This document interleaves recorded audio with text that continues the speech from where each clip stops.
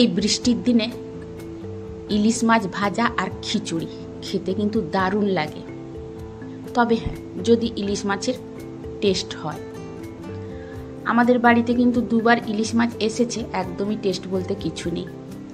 আর আষাঢ় মাস মানেই কিন্তু প্রত্যেকের বাড়িতে কম বেশি ইলিশ মাছ আসছে, তাই না বন্ধুরা? তো আপনাদের বাড়িতে যে ইলিশ মাছ আসে আপনারা তো খাচ্ছেন রান্না করে, ইলিশ মাছের টেস্ট হয় কিনা বা হচ্ছে কিনা অবশ্যই কিন্তু জানাবেন। আর আমি যে রান্না করছি দুদিন ধরেই কিন্তু আমার কর্তামশাই বলছে যে রান্না করছো তরকারি টেস্ট হয় না। কখনো বলে না যে মাছটা টেস্ট নেই, বলবে আমার রান্নাটা খারাপ হয়েছে, তরকারি ভালো হয়নি। তো আপনারাই বলুন আমি কি বলবো ওকে। তো যাই হোক, এই যে ইলিশ মাছ নিয়ে এসেছে সেটাকে রান্না করব। আর কুঁদলি ভাজা একটু করে নিলাম পোস্ত দিয়ে। কুঁদলি ভাজা পোস্ত দিয়ে করলে কিন্তু খেতে দারুণ লাগে। তারপরে কিন্তু আমি এই যে ইলিশ মাছের ঝাল দেওয়া করছি। তো নমস্কার বন্ধুরা, আশা করি সবাই ভালো আছেন, সুস্থ আছেন। আমিও ভালো আছি। আমি সুস্মিতা নতুন আবার একটা ভিডিওতে আপনাদেরকে স্বাগত জানিয়ে আর সঙ্গে নিয়ে কিন্তু ভিডিওটা শুরু করলাম। বৃষ্টি কিন্তু মাঝখানে একদিন মাত্র বন্ধ হয়েছিল, তারপরে কিন্তু আবার বৃষ্টি শুরু হয়েছে। আর বৃষ্টি কখন রোদ কখন বোঝাই যাচ্ছে না। হয়তো রোদ একটু বেরোচ্ছে, তখনই গিয়ে হয়তো জামা কাপড় শুকিয়ে দিয়ে আসছি, আবার ঠিক আসতে না আসতে বৃষ্টি চলে আসছে। তো এটাই চলছে এখন, মানে আমাদের কাজের থেকে অকাজই বেশি হচ্ছে। তবে হ্যাঁ, আমার একটা সুবিধে হয়েছে, গাছে আমাকে কিন্তু জল দিতে হচ্ছে না।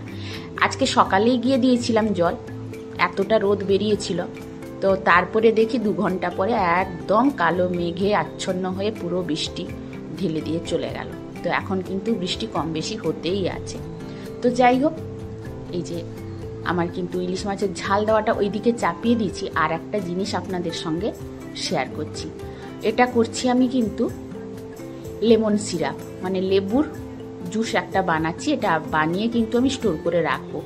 মাকে কালকে ছাড়তে গেছিলাম, তো মায়ের ঘরে গাছে কিন্তু প্রচুর লেবু হয়, ওই যেটা আমরা বলি পাতি লেবু, শরবত খাওয়া হয়। তো ওটা কিন্তু নিয়ে এসেছি। আর এই টাটকা লেবু আমি রেখে নষ্ট করব না, ওটাকে কিন্তু আমি জুস বানিয়ে রেখে দিচ্ছি। আর ফ্রিজে রেখে দিলে কিন্তু যখন খুশি তখন বের করে শরবত করে খাওয়া যেতে পারে, বা বাড়িতে অতিথি এলে তাদেরকেও করে দেওয়া যেতে পারে। আমি কিন্তু 1 মগ জলে 1 বাটি চিনি দিয়েছি, সেটাকে কিন্তু ফুটতে বসিয়েছি।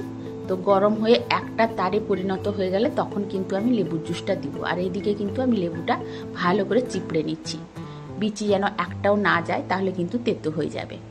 তো ছাঁকনির মাধ্যমে আমি কিন্তু লেবুগুলো সব কিছু চিপড়ে নিলাম। সেও কিন্তু 1 বাটি করেছি। তবে হ্যাঁ বন্ধুরা, লেবুর খোসা কিন্তু আমি নষ্ট করব না, এটাও কিন্তু কাজে লাগিয়ে দিব। যেহেতু একদম টাটকা একদম সতেজ লেবু, একে তো আমি একদমই নষ্ট করব না। এটা কিন্তু আমি বাসন মাজার কাজে লাগিয়ে দিব। ওই যে বাসন মাজি, ওর মধ্যে কিন্তু ওই পাউডারের মধ্যে মিশিয়ে দিয়ে বাসন মাজবো। আর এর যে স্মেলটা বেরোবে, বাসনও কিন্তু গন্ধ মগমগ করবে একদম, মানে লেবুর গন্ধে। এই যে লেবুর খোসাগুলো কিন্তু আমি সবগুলোই বেটে নিয়েছি। এটা কিন্তু স্টোর করে ফ্রিজে রেখে দিব। একটুখানি আমি ওই পাউডারের মধ্যে মাখিয়ে রেখে দিব, কারণ বাসন মাজার সময় ওইটার সঙ্গে মিশিয়ে যদি বাসন মাজা হয় তাহলে কোনো আষ্টে গন্ধ বা কোনো গন্ধই থাকবে না বাসনের সঙ্গে। তো এই যে দেখুন কতটা ফ্রেশ। আর এটা কিন্তু স্টোর করে রাখলে অনেক দিনই থাকবে। তো যাই হোক, ওটা স্টোর করে রেখে দিলাম। আর এদিকে কিন্তু আমার মাছের তরকারি হয়ে গেছে। আসলে রান্নাঘরে ঢুকলে কিন্তু 2 হাতে অনেক কাজ আমরা একসঙ্গে করতে পারি, তাই না বন্ধুরা? আমি কিন্তু তরকারি চাপিয়ে দিয়ে এদিকে কিন্তু এই কাজটা করে নিলাম, মানে এই লেবুর জুসটা কিন্তু আমি বানিয়ে নিলাম। আর এদিকে আমার রান্না কিন্তু কমপ্লিট। আজকে যদিও বা আমি খুব একটা তরকারি করিনি, আজকে খুবই শর্টকাট ফাঁকিবাজি রান্না করেছি। আসলে খেতে তো খুব কম জন, তো সেই জন্য বেশি তরকারি করলে কেউ খাবে না, এই জন্য করেও কেন আমি নষ্ট করব। তো সেই জন্য ভাবনা চিন্তা করেই কিন্তু কম তরকারি করেছি। আর এইদিকে দেখুন 1 তারের চিনি সিরাপ কিন্তু আমার রেডি হয়ে গেছে। তার মধ্যে দিয়ে দিলাম সব কিছু, লেবুর জুসটা, মানে সব লেবুর জুসটাই দিয়ে দিলাম। আর দিয়ে কিন্তু একটুখানি এইভাবে নাড়িয়ে নিব। দেখুন আমি যেভাবে নাড়াচ্ছি সেইভাবে নাড়িয়ে নিয়ে কিন্তু আমি গ্যাসটা এবার অফ করে দিব। কারণ এটা লেবুর রসটা দিয়ে যদি বেশিক্ষণ গ্যাসটা জ্বালিয়ে রাখি তাহলে কিন্তু লেবুটা তেতো হয়ে যাবে। তো সেটা কিন্তু বেশিক্ষণ ঘাঁটবো না, একটুখানি এই যে ঘেঁটে এবার কিন্তু আমি গ্যাসটা অফ করে দিব।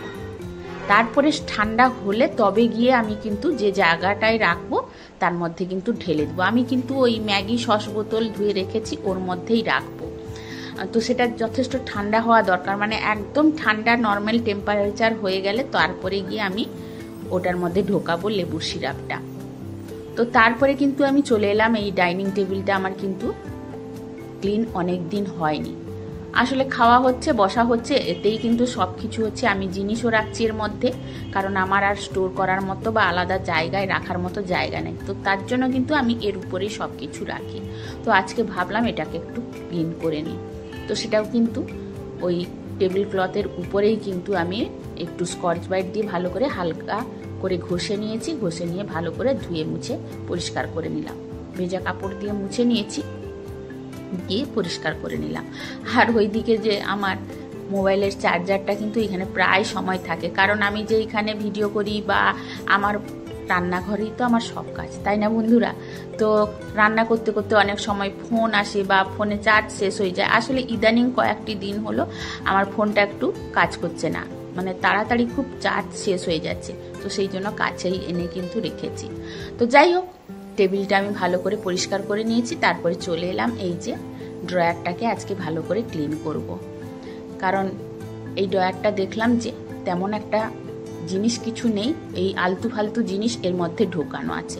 আর আমার কিন্তু গ্যাসের টপ কাউন্টারটা একদম ম্যাসি হয়ে যাচ্ছে, কারণ ওই যে কিছুদিন আগে ওই দুটো র্যাক এনেছিলাম, ওই দুটো র্যাকের মধ্যে কিন্তু আমি অনেক জিনিস রেখেছিলাম। তো দেখছি আমার সেখানে একটু প্রবলেম হচ্ছে, মানে আমার হচ্ছে টপ কাউন্টারটা সবসময় পরিষ্কার দরকার। তো সেটা হচ্ছে না দেখেই কিন্তু আমি ভাবলাম যে এর মধ্যেই কিন্তু স্টোর করে দিই আমার যে দুটো র্যাকের জিনিসগুলো আছে, তো স্টোর করে দিব, এতে কিন্তু অনায়াসে হয়ে যাবে। আর এই যে দেখালাম এটা কিন্তু আমার কর্তামশাই এনেছে ওই যে কারেন্ট চেক করার জন্য। অনেক সময় কি হয়, কারেন্ট লুজ হয়ে যায় বা কোথাও কিছু পোড়া গন্ধ হলে আমি কিন্তু চট করে কর্তামশাইকে ডাকি যে কোথাও কি পোড়া গন্ধ হচ্ছে, তুমি এসে একবার দেখো। তো ও কিন্তু এসে এইটা দিয়ে চেক করে নেয়। তো সেইটা কিন্তু এইখানে সব সময় থাকে। আর এইসব জিনিস কিন্তু রান্নাঘরে রাখাটা খুবই জরুরি, তাই না বন্ধুরা? তো যাই হোক, এই যে ড্রয়ারগুলো কিন্তু আমি খুলে খুলে টেনে টেনে বার করছি। এটা টানতে প্রচুর কষ্ট হয় আর ভারীও প্রচুর এগুলো।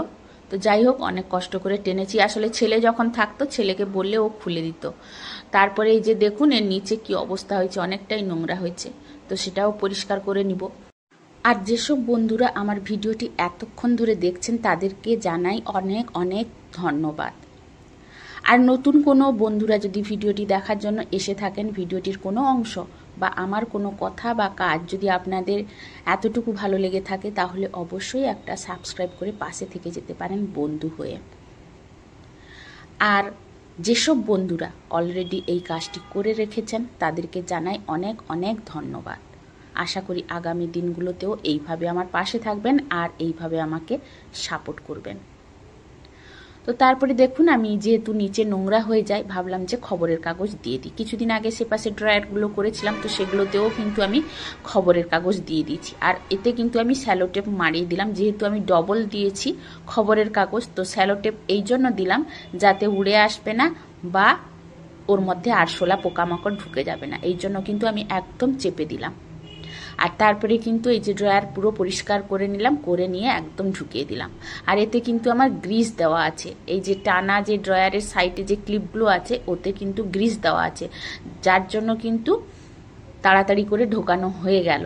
আর গ্রিস না দিলে কিন্তু খুব তাড়াতাড়ি নষ্ট হয়ে যায়, যেহেতু ধুলো বালি ওর মধ্যে থাকে, কিন্তু তাড়াতাড়ি ড্যাম্প হয়ে যায়, মানে নষ্ট হয়ে যায় আর ঢোকাতে অনেকটাই কষ্ট হয়। তো তারপরে পরিষ্কার করে কিন্তু আমি ওই কৌটোগুলো এর মধ্যে আর জারগুলো এর মধ্যে কিন্তু ঢুকিয়ে দিলাম। আর এই যে দেখুন আমার লাস্ট লুক, এটার মধ্যে কিন্তু আমি ছোটোখাটো সব কিছুই ঢুকিয়ে দিলাম যেগুলো হাতের কাছে আমার লাগে। কারণ আমাদের রান্নাঘরে মশলাপাতি বলুন, গুঁড়ো মশলা, গোটা মশলা অনেক রকমই কিন্তু হাতের কাছে দরকার হয়, বিশেষ করে রান্না করার সময়। কারণ রান্নাঘরে আমাদের মশলাপাতির সংখ্যা কিন্তু কম নয়, হাজারো রকমের আছে। তো সেগুলোর জন্য অনেক রকমের কৌটোও দরকার হয়।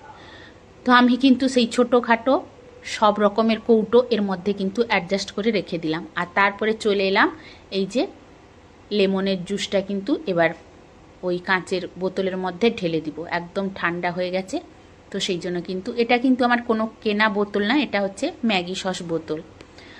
তোর মধ্যে ঢুকে দিলাম, আর একটুখানি বেশি হয়েছিল, সেইটাই আমি ভাবলাম যে মেয়ে, আমি আর দোকানের কর্তামশাইকে সবাইকে দিয়ে দিব। তো তার জন্য রেডি করে নিলাম। তবে হ্যাঁ, এর মধ্যে কিন্তু জল অবশ্যই মেশাতে হবে, কারণ চিনি সিরাপ হয়ে গেছে, তো সেটা তো মিষ্টি যথেষ্ট হয়েছে। তো তার জন্য কিন্তু সবসময় যখন খেতে হবে জল মিশিয়ে অবশ্যই খেতে হবে। আর তার মধ্যে কিন্তু আমি একটু দিয়ে দিলাম বিট লবণ আর পুদিনা পাতা। আর এটা বন্ধুরা খেতে যে কি টেস্ট হয়, সে আপনারা যদি একবার করে খেয়ে দেখেন তাহলে অবশ্যই বুঝতে পারবেন। তো যাই হোক, এর সঙ্গে কিন্তু আজকের ভিডিওটাও শেষ করলাম বন্ধুরা। তো ভিডিওটা কেমন লাগলো অবশ্যই আপনারা কিন্তু কমেন্ট করে জানাবেন। আপনাদের কমেন্টের অপেক্ষায় কিন্তু আমি বসে থাকি, কারণ আপনাদের একটা কমেন্ট আমাকে পরবর্তী ভিডিও বানাতে কিন্তু অনেকটাই মোটিভেট করে। তো আজকের মতো আপনাদের কাছ থেকে বিদায় নিচ্ছি। সবাই ভালো থাকুন, সুস্থ থাকুন, টাটা।